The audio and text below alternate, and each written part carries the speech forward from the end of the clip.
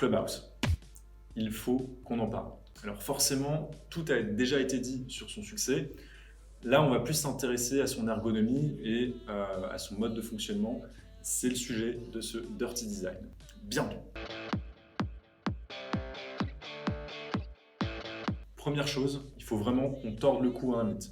C'est celui de l'hyper-sélectivité de Clubhouse. Aujourd'hui, Clubhouse s'est passé de 1500 bêta-testeurs en avril 2020 à 12 millions d'utilisateurs aujourd'hui, dont 2 millions quotidiens. La promesse qui est encore un peu tenue, c'est celle qui fait qu'on peut rencontrer des inconnus comme des stars. Vous avez par exemple Elon Musk qui avait pingé Vladimir Poutine en lui proposant de rejoindre l'app.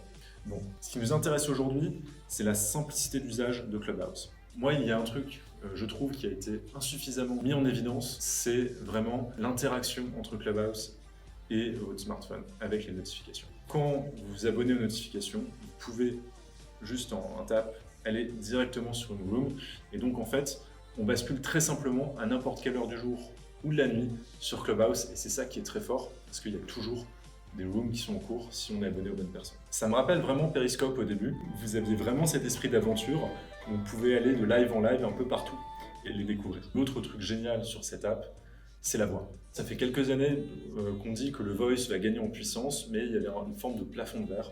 Et là, peut-être qu'on a enfin trouvé l'usage de la voix comme réseau social. On est peut-être à un moment pivot que je trouve assez intéressant à étudier parce que on est dans une société de l'image. Et là, d'un seul coup, en fait, l'image, elle disparaît. On se concentre sur le médium le plus simple qu'on utilise en communication en fait, humaine, hein, c'est la voix. Deuxième chose qui est intéressante d'étudier à ce niveau-là, c'est la manière dont l'app a gagné en puissance. Elle a gagné en popularité grâce à la communauté afro-américaine, que ce soit des investisseurs ou des stars comme Drake, comme l'acteur Kevin Hart, qui sont intervenus très rapidement dessus.